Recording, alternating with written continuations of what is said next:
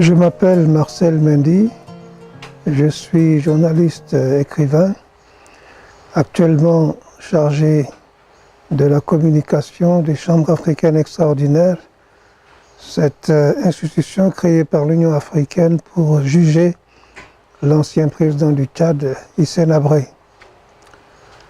J'ai commis cet ouvrage sur le cardinal Sarr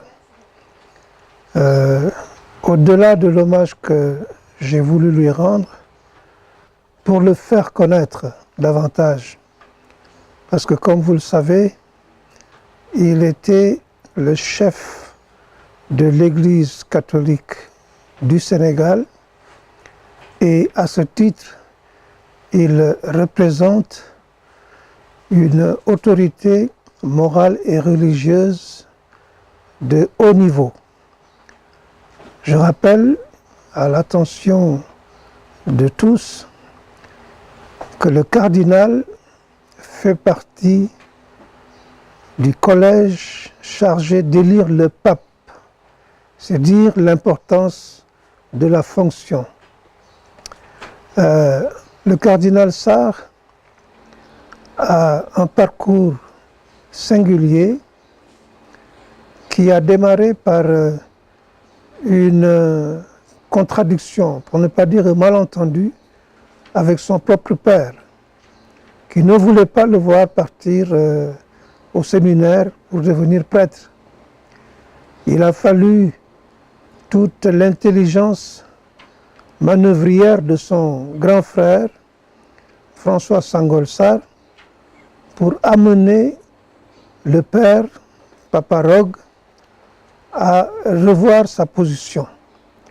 Et c'est ainsi que le jeune Ada a pu se rendre au petit séminaire de Ngazobil et suivre sa formation scolaire et par la suite regagner le séminaire Liberman de Anne où il a terminé ses études et enfin été ordonné prêtre. Bon, je ne reviendrai pas en détail sur son parcours, mais simplement, ce qu'il faut souligner, c'est que le jeune prêtre Ada a très tôt gravi les échelons.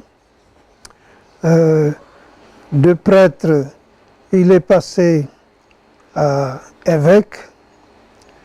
D'évêque, il est passé à archevêque.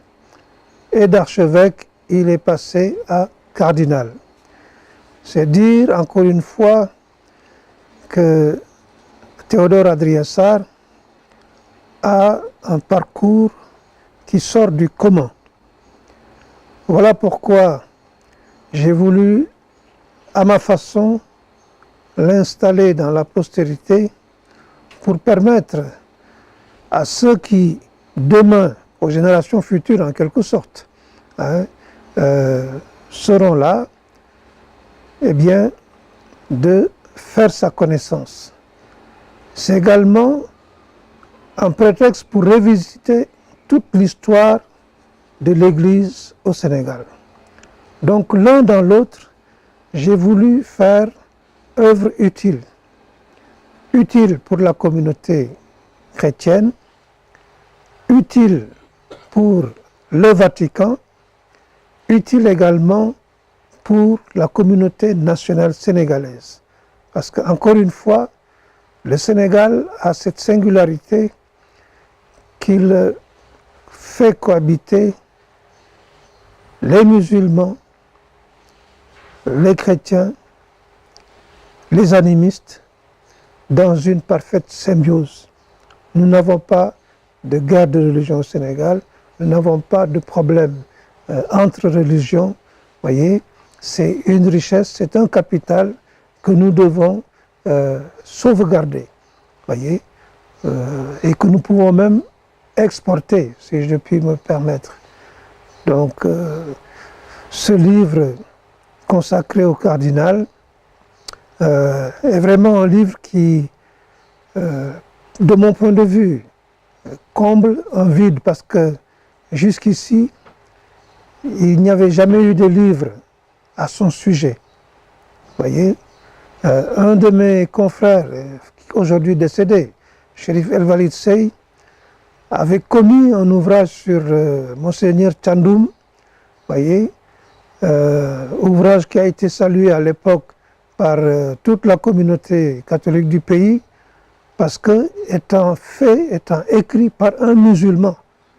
C'est là encore une autre illustration de la parfaite coexistence entre les musulmans et les chrétiens au Sénégal.